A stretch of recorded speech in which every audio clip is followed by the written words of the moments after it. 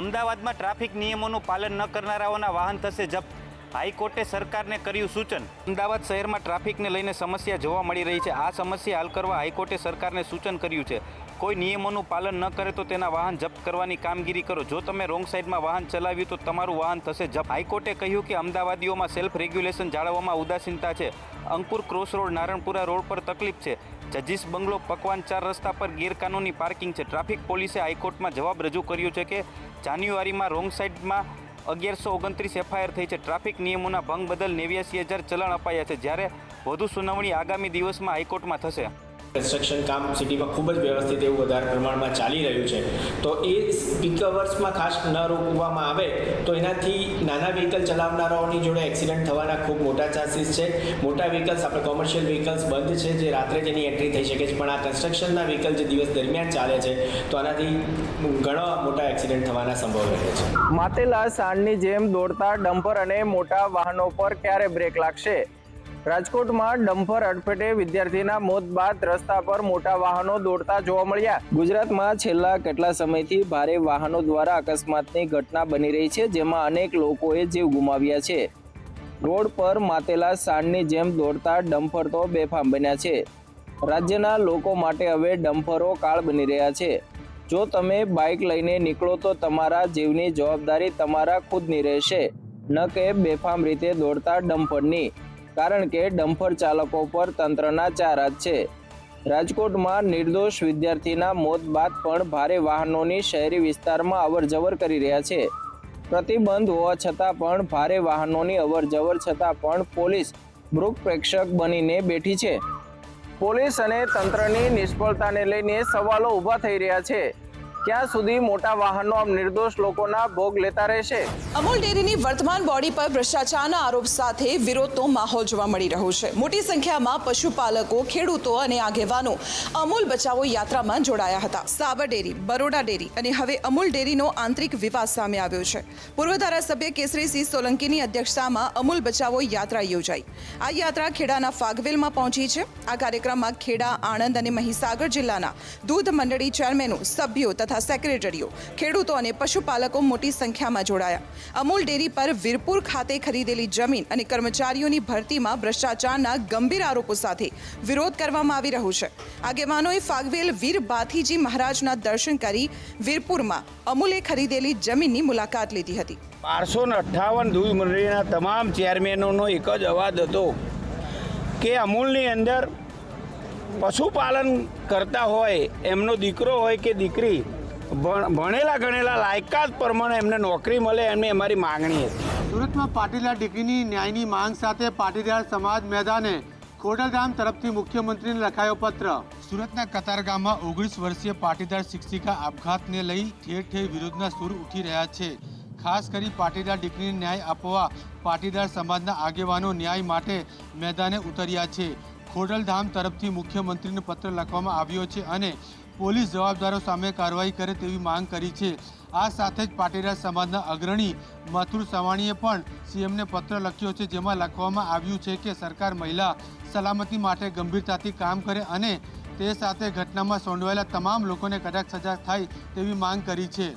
શિક્ષિકા જ્યાં ટ્યુશન કરાવતી ત્યાં જ આરોપી ભત્રીજીને મૂકવા આવતો અને 1 વર્ષ સુધી સંબંધ રાખવા માટે ટોર્ચર કરાતા સુરતની પાટીદાર યુવતી આપઘાત કર્યો. વડોદરામાં ફરી સ્માર્ટ મીટરનું ભૂત ધૂણ્યું. સ્થાનિકો લડી લેવાના મૂડમાં જોવા મળ્યા. વડોદરા શહેરમાં અવારનવાર લોકોને વીજ ધાંધિયાઓનો સામનો કરવો પડી રહ્યો છે. જ્યારે છેલ્લા 5 મહિનાથી વીજ તંત્ર દ્વારા નાગરિકોને વીજ બિલ આપવામાં નથી આવ્યા તેવો આક્ષેપ કરવામાં આવ્યો છે.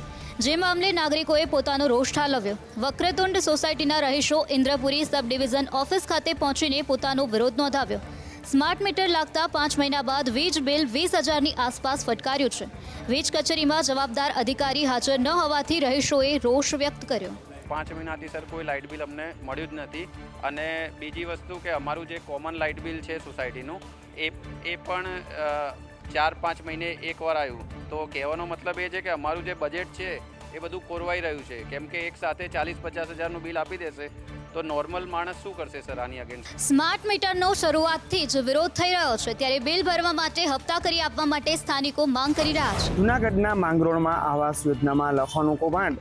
મકાન બનાવ્યા વિના જ સહાયની રકમ ચાઉ થઈ માંગરોળમાં 2 વર્ષમાં બનાવેલા 700 મકાનોમાં મોટા પાયે ગેરરીતિ સામે આવી છે. 2014-15માં બનાવેલા મકાનો 2024-25માં દર્શાવી દીધા અને સાથે જ લાભાર્થીઓને યોજના હેઠળ 1.70 લાખની સહાય મળે છે. એમાં પણ લાભાર્થીઓને માત્ર 1.10 લાખની સહાય અપાઈ, જ્યારે ઉપરની રકમ અધિકારીઓ ચાઉ કરી ગયો હોવાના આક્ષેપ લાગ્યા છે. આ સમગ્ર મામલે ધારાસભ્ય ભગવાનજી કરગઠિયાએ મુખ્યમંત્રીને રજૂઆત કરી છે અને કૌભાંડ અંગે તપાસ કરવામાં આવે તેવી માંગ કરી છે.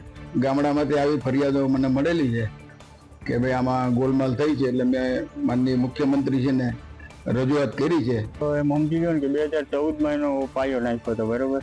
2014માં સ્લેબ વગેરે ભરી લીધો હતો. પછી તમને કહું છે ને બીજો કામ બાકી રહી ગયો હતો.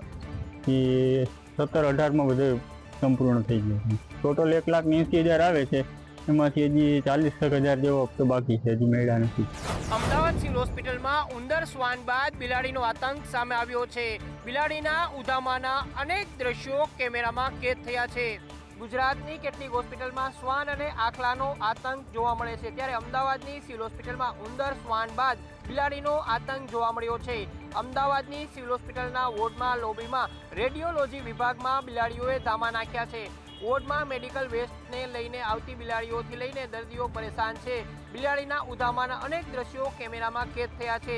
દર્દીઓની ખાવાની વસ્તુ બિલાડીઓ લઈ જતી હોવાની ફરિયાદ થઈ છે. અનેક ફરિયાદ છતાં સિવિલ હોસ્પિટલનું તંત્ર નિંદ્રાધીન હોવાના આક્ષેપો થઈ રહ્યા છે. સિવિલ હોસ્પિટલની સુરક્ષા વ્યવસ્થા સામે પણ સવાલ ઊભા છે. લોકોને રોકતા સિક્યુરિટી ગાર્ડ બિલાડીઓને રોકવામાં નિષ્ફળ થયા છે. હોસ્પિટલ કે જ્યાં સ્વચ્છતા સૌથી વધારે જરૂરી હોય છે, ત્યાં જ બિલાડીના આટાફેરા જોવા મળી રહ્યા છે. છતાં પણ તંત્રના પેટનું પાણી હલતું નથી. વિડીયો વાયરલ થયા બાદ સુપ્રિન્ટેન્ડન્ટે તપાસના આદેશ આપ્યા છે. રાજકોટના રેસકોર્સ મેદાનમાં ગેરકાયદે ધમધમે છે રાઇડ્સ. મહાનગરપાલિકાએ જવાબદારીમાંથી છટકવા બોર્ડ માર્યું. રાજકોટનું રેસકોર્સ મેદાન કે જ્યાં 50 જેટલી ચકરડી અને રાઇડ્સ આવેલી છે. અહીં દરરોજ હજારો વાલીઓ પોતાના સંતાનોને ચકરડી રાઇડ્સમાં બેસાડવા માટે આવે છે. રવિવારે તો અહીં બાળકો સાથે અનેક પરિવારો ઉમટી પડે છે. ત્યારે આ ગ્રાઉન્ડની બહાર રાજકોટ મહાનગરપાલિકા દ્વારા ચેતવણીનું બોર્ડ લગાવવામાં આવ્યું છે, જેમાં લખ્યું છે કે આ ગ્રાઉન્ડમાં કોઈ પણ રાઇડ્સ ચકરડીની મંજૂરી આરએમસી તરફથી આપી નથી. રાઇડ્સમાં બેસતા ગ્રાહકોની સેફટી, સિક્યોરિટીની જવાબદારી પોતાની રહેશે.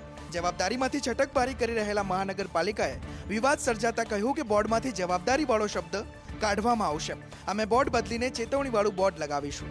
એટલા માટે કોઈ એ પ્રકારનું એક બોર્ડ લગાવવામાં આવેલું છે અને કદાચ એના વર્ડિંગ બાબતમાં પણ જરૂર જણાશે તો એને ચેન્જ કરીને યોગ્ય બોર્ડ લાવીશું. પણ બોર્ડનો હેતુ એકમાત્ર એટલો છે કે લોકોને ધ્યાન દોરવામાં આવે કે આ કોઈ પણ ઓથોરાઇઝ અહીંયા કોઈ રહેવાનું નથી અને આ કોઈ અહીંયા કરાવવું ના જોઈએ, કેમ કે કોઈ વાયર કે ખુલ્લું હોય તો એને થાય. 24 કલાક પાણી આપવાની વાતો વચ્ચે સ્માર્ટ સિટી અમદાવાદમાં ટેન્કર રાજ. બુલેટ ટ્રેનના સમયમાં લોકો પીવાના પાણીથી છે વંચિત. વરસાદી સિઝનમાં પણ શાહપુરના રહીશો પીવાના પાણીની સમસ્યાનો સામનો કરી રહ્યા છે. મનપા દ્વારા પીવાનું પાણી આપવામાં ન આવતા શાહપુરના લોકોએ ફરજિયાત ટેન્કર બોલાવવું પડે છે. સ્માર્ટ સિટીમાં 24 કલાક પાણી આપવાની વાતોના દાવા પોકળ સાબિત થયા છે. તંત્રના પાપે પીવાના પાણી માટે રહીશો વલખા મારી રહ્યા છે. સારો વરસાદ થતાં નદીઓ અને જળાશયોમાં પાણીની આવક વધી છે, છતાં શહેરના શાહપુર વિસ્તારમાં પીવાના પાણી પણ પ્રજા સુધી પહોંચી શક્યા નથી. 1.5 મહિનાથી પાણીની એટલી તકલીફ પડે છે કે એની કોઈ હદ જ નથી મેડમ. અને આવે છે પછી 2 દિવસ નથી આવતા, 3 દિવસ આવે છે પછી નથી આવતા, પછી કોઈ ખબર જ નથી પડતી મેડમ. સારા રોડ ખોદી ડ્રેનેજની કામગીરી કરવાને બદલે પીવાના પાણીની લાઈન કટ કર્યાના સ્થાનિકોએ આરોપ લગાવ્યા છે. સાથે જ કામગીરી કરવા આવેલું તંત્ર અધૂરું કામ મૂકી ભાગી ગયું છે. અમદાવાદ મ્યુનિસિપલ કોર્પોરેશનના અધિકારીઓ બાઉન્સરોના સહારે જનતાના પૈસે અધિકારીઓ વીઆઈપી કલ્ચરની મજા માણી રહ્યા છે. અમદાવાદ મ્યુનિસિપલ કોર્પોરેશનના અધિકારીઓને કોના બાપની દિવાળી? જનતાના પૈસાનો ધુમાડો કરી રહેલા અધિકારીઓને કેમ બાઉન્સરોની જરૂર પડે છે? એએમસી અધિકારીઓ છે તેનાથી વધારે તેમના બાઉન્સરોની સંખ્યા મોટી છે અને બાઉન્સરો પાછળ 10 વર્ષમાં 244 કરોડનો ધુમાડો કરી દેવામાં આવ્યો છે.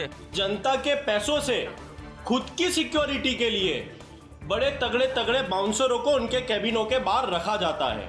मीडिया के कुछ कर्मियों के साथ अहमदाबाद म्यूनिसिपल कॉरपोरेशन के बाउंसरों ने बदतमीजी की है.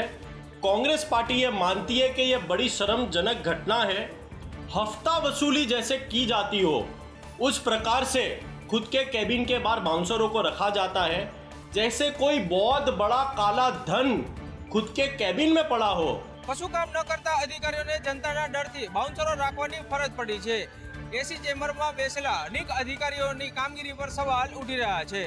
શામળાજી નજીક પોલીસ અને બુટલેગરની કાર સામસામે આવી. પોલીસને જોતા જ બુટલેગર કાર અને દારૂ લઈને ફરાર થયો. અરવલ્લી જિલ્લાની બોર્ડર પરથી બુટલેગરો દારૂ ઘુસાડતા હોય છે. આવી જ ઘટના બોર્ડર નજીક બની હતી, જેમાં બુટલેગર કારમાં દારૂ લઈને આવી રહ્યો હતો અને તે બાતમી એલસીબી પોલીસને મળી હતી, જેના કારણે પોલીસ બુટલેગરની નજીક તો પહોંચી, પરંતુ બુટલેગર અને દારૂને પકડી ના શક્યા. પોલીસની કાર જોઈ બુટલેગરે કારને રિવર્સ મારી ફરાર થઈ ગયો હતો. અરવલ્લી જિલ્લામાં પોલીસ બુટલેગરને લઈને સતર્ક રહેતી હોય છે, પરંતુ આ બુટલેગરની ચતુરાઈ જોઈને પોલીસ પણ તેને પકડી શકી નથી અને પોલીસની સામે જ બુટલેગર દારૂ સાથે ફરાર થઈ ગયો. પોલીસની ટીમ જોતી રહી અને બુટલેગર પોલીસની સામેથી જ દારૂની ગાડી લઈને ફરાર થયો, જેથી પોલીસનું નાક તો કપાયું, પરંતુ અંધારાનો લાભ લઈ બુટલેગર ભાગવામાં સફળ રહ્યો.